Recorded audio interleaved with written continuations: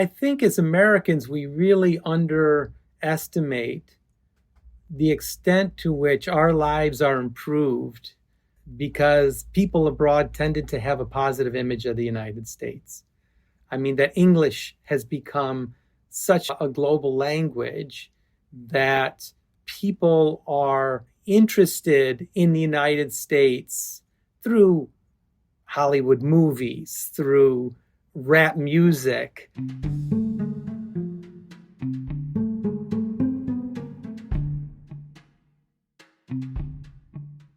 This is Beyond the Scoop, a podcast from Harriman Magazine at Columbia University's Harriman Institute for Russian, Eurasian, and East European Studies. I'm Masha Udensiva-Brenner, and that was Tim Frye, an author for the magazine's recently published 2026 issue. Tim's an alumnus and former director of the Harriman Institute, who's currently Marshall D. Shulman Professor of Post-Soviet Foreign Policy in Columbia's Political Science Department. I talked with Tim about his essay in the magazine. It focuses on soft power as an element of U.S. foreign policy, one that enjoyed bipartisan support for decades, until the Trump administration dismantled most of the programs that brought American aid and American culture to the rest of the world.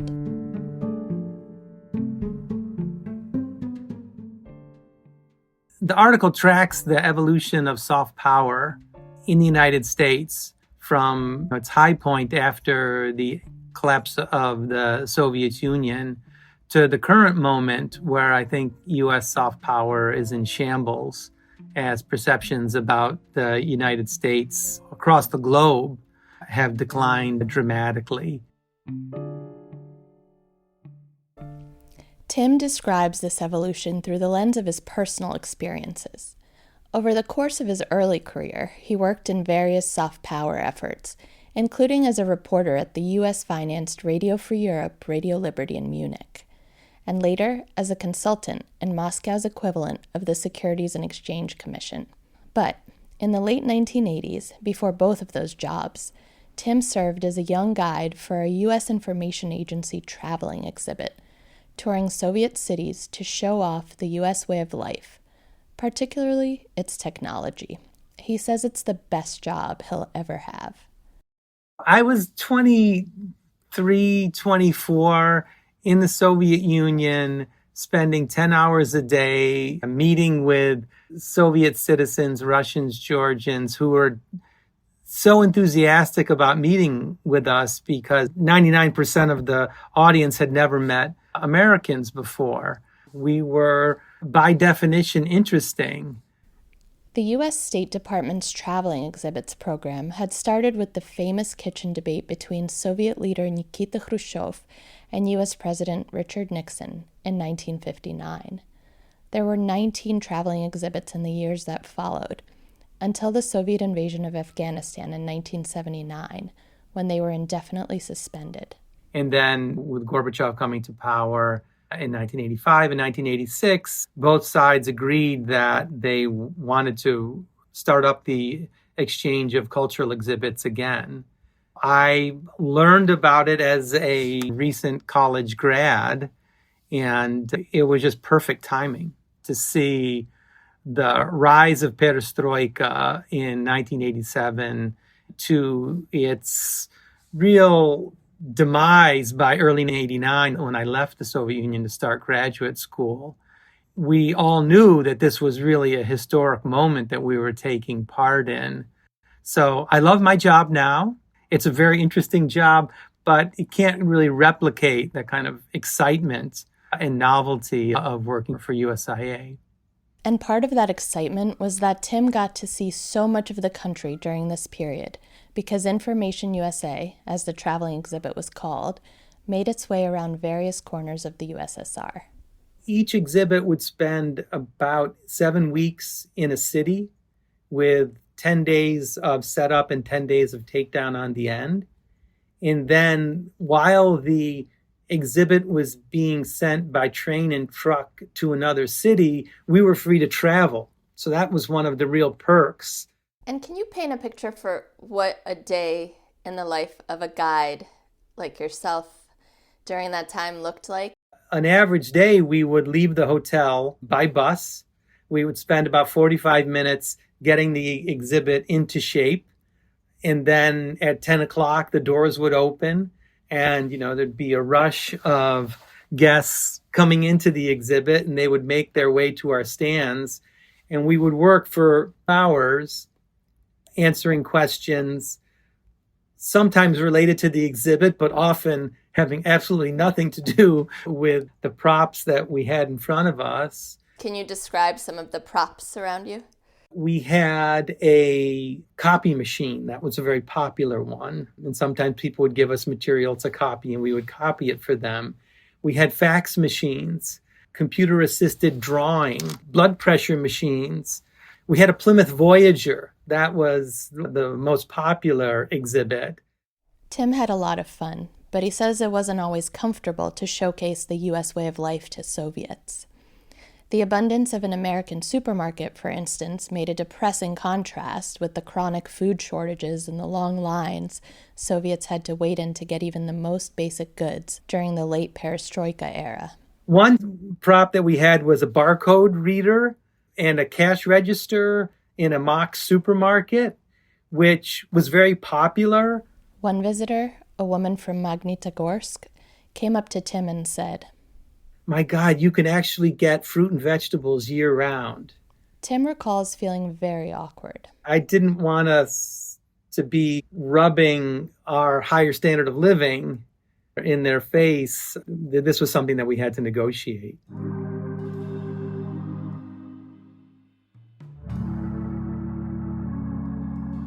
And if you had to distill the main purpose of why the U.S. was putting on these exhibits, what would you say it was? They were done by the State Department with the goal of promoting U.S. interests broadly understood.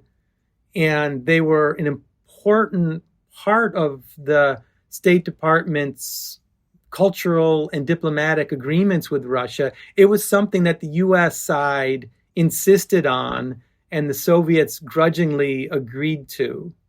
And there was a Soviet exhibit in the United States as well.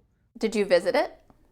I did not, actually. These were not very well funded and not as well attended. I've read lots of newspaper accounts about them from the 50s, 60s, and 70s, and they were pretty contentious. Human rights activists would go to the exhibits and ask hard questions to the Soviet guides. So I think whereas ours in the USSR were very well attended, very well funded, and offered a really useful exchange, I think probably from the Soviet side, they were less successful. And when you were trained by the U.S. government, what sort of messages did they instill in you? And did you feel like you were persuaded to act in any one way? Our training was pretty minimal. We spent 3.5 weeks in Washington, and we had Russian language training. We also had briefings by people from different parts of the government on things like Social Security, unemployment, healthcare. As a 23-year-old, I had very little idea about how these work, but the preparation was pretty short. Tim says he learned a lot about U.S. history and the inner workings of the U.S. government by being an exhibit guide in the Soviet Union. He fielded questions from Soviet visitors on matters like why the U.S. had a military base in Cuba, for which he had to prepare with a lot of research. But he says that the guides were not told to follow any particular political narrative. In fact, they were encouraged to express their own opinions. Among our group of guides, I often pointed out that the majority had not voted for Reagan in 1984. This was a shock to our Soviet guests who just assumed that we were going to be ardent defenders of U.S. policy. And did you see yourself as part of some sort of ideological movement to spread democracy? Well, at this time, it was still 1987, 1988. The notion that the USSR would collapse and would try to build a democracy in the constituent republics was still pretty far off. But the idea that it was important for Soviet citizens to have a better, more balanced, more well-rounded view of the United States and democracy, I think was something that I was really glad to talk about. And all these conversations did end up shaping his views, Tim recalls. Debating with Soviets, some of whom were provocateurs, some of whom were just nationalistic, it does make you a bit more patriotic and a bit more anti-Soviet. And we sometimes had to check ourselves from being too critical of the Soviet Union and of overlooking flaws in our own system. And we were much more successful when we had more balanced and nuanced views than we just doggedly defended U.S. policy somewhere. I wondered if Tim remembered a moment from that period that he felt was emblematic of a U.S. soft power success. One good example came from Georgia, where someone came up to me and said, I don't understand. In your country, you have unemployment, and it's really horrible. We don't have that here. But I also understand that you have something called the want ads. So how can both of these things be true?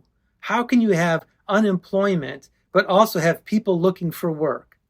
And in the moment, it really struck me that this was somebody who knew that they were being fed a half-truth by their own government, but they couldn't figure out which half was true and which half was propaganda. And they were trying to put the world together. Tim explained to the visitor how labor markets worked in the United States, and he felt he got through. But the clearest example of soft power success, he says, was the number of people who visited the exhibits. 8,000 people would come to our exhibit every day and would stand in freezing cold lines just to hear about life in the United States from a different perspective. So that was a real tangible bit of evidence that even before they'd gotten into the exhibit, that there was this great hunger and interest in everyday life in the United States. It was part and parcel evidence of the success of U.S. soft power. And what about any soft power fails? You mentioned the incident with rubbing abundance in people's faces. Was there anything else that felt like a soft power fail? Well, I think on Soviet relations, it was hard to make much progress. On the television, Channel 1 tells people that the economy is doing well, and people look in their refrigerator and can see that their living standards aren't what they say on television. But in foreign policy, it's just much more difficult for Soviet citizens to have a benchmark based on their own experience to evaluate Soviet foreign policy. Those kinds of issues were much more difficult to debate than the kind of bread and butter issues about people's daily lives. As someone who spent so much time in your career working in soft power efforts, what comment could you make on the evolution of soft power until this recent return of the second Trump era? I think as Americans, we really underestimate the extent to which our lives are improved because people abroad tended to have a positive image of the United States. I mean, that English has become such a global language that people are interested in the United States through Hollywood movies, through rap music. Exported U.S. culture is actually a very important part of U.S. soft power. Hollywood tends to paint a very positive view of the United States on balance. One example of just how effective Hollywood portrayals can be, says Tim, is an anecdote he likes to tell from 1988 when he went to see the movie Wall Street with a young Soviet friend. Michael Douglas, greed is good, the heartless capitalists, gutting this company, crushing the unions. And when I got out of the movie, I turned to my colleague and said, well, geez, I really understand why the Soviets would want this movie broadcast widely. And he said, no, Tim, you don't understand. When someone like me sees that movie, all I can think of is, God, I wished I lived in the United States. Wow. And of course, I recognize that there is the image of the ugly American. There's a sense of Americans as uncultured. But at the same time, there is a sense that the U.S. is a longstanding democracy with a robust economy. It's a very dynamic and exciting place to be. But with the Trump administration in power for the second time, that is very much changing. Now, even in Ukraine, I was looking at some data recently, and trust in the United States is in the 20s, and approval of Donald Trump is in the 20s. When President Trump came to power in January 2025, his trust ratings in Ukraine were in the mid-40s. So within the last year, there's been a real decline. And that's in Ukraine, a country that has traditionally, particularly in the last decade, had pretty positive views of the United States. There have been so many blows to U.S. soft power since Trump returned to power. What would you say have been the most hard felt? Well, there's a lot of talk right now about how the gutting of the Voice of America, Radio Free Europe, Radio Liberty, Radio Free Asia has limited our ability to influence events in Iran, for example, in a time when it would have been very nice to have a fully staffed Farsi program and Persian language programming in the region more generally to get information out. There's been a lot of criticism around that particular issue. And a couple of days ago, there was a bipartisan bill, and Congress agreed to fund it again. Well, it was very interesting. Carrie Lake's response to that was, we don't want this much money. We want a lower budget because we don't want to be wasting taxpayers' money. Now, this is a shocking thing for someone heading a federal bureaucracy to say, because typically they're on hands and knees before Congress begging for increases in funding, and that the U.S. Congress wants to fund a VOA at a higher rate than the head of the agency would prefer, I think speaks to how out of step parts of the Trump administration are with broader political currents in determining U.S. foreign policy. And so you end your article by writing, in the current moment, the best way to promote U.S. interests in democracy abroad over the long term may not be to deploy soft power, but to get our own house in order.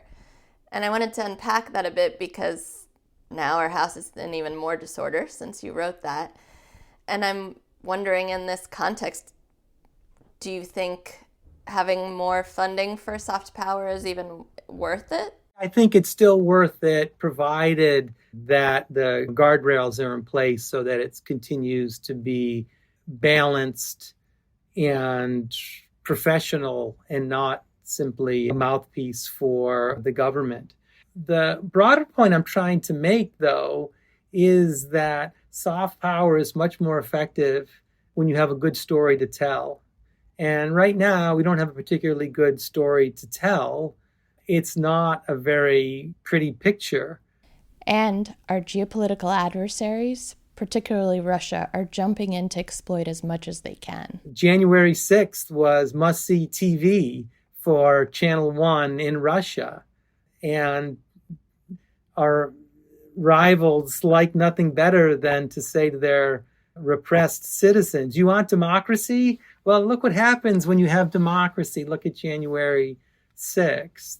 Tim says that another great beneficiary of this has been China. China continues to make inroads into Africa, into Latin America, and they devote a lot of energy to projecting a positive image. So to the extent that the U.S. silences its own voice, other voices are going to take our place. And I think on balance, those voices will cause a lot more harm in the world than ours. Even in our current state? That's an open question. But our state is still very much in flux. So Over the longer haul, one would expect that a swing back in another direction might put us in a very different place globally, whereas China and Russia will continue their kind of long-standing efforts to undercut U.S. power, and we're just making life easier for them.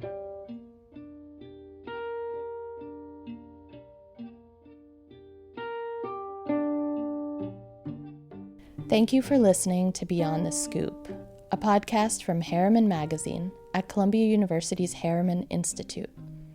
I'm Harriman Magazine editor Masha Udensiva-Brenner. This episode was written and produced by me and edited by the magazine's editor-in-chief, Ann Cooper. If you like what you heard, please subscribe, leave us a review, and stay tuned for more episodes.